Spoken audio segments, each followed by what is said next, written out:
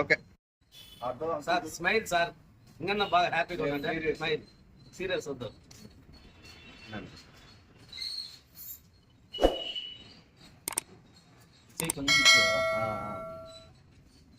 ఓకేనా తీసుకో.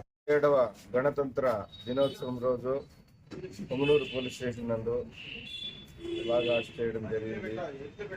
ఈ రోజు కోసం ఎంతో మంది త్యాగదనులు తమ ప్రాణాలను పణంగా పెట్టి మన భారతదేశానికి బ్రిటిష్ వాళ్ళ నుండి స్వాతంత్రం ఇప్పించినందువల్ల ఎప్పటికీ వాళ్ళకి మనం సర్వదా రుణపడి ఉండాలి.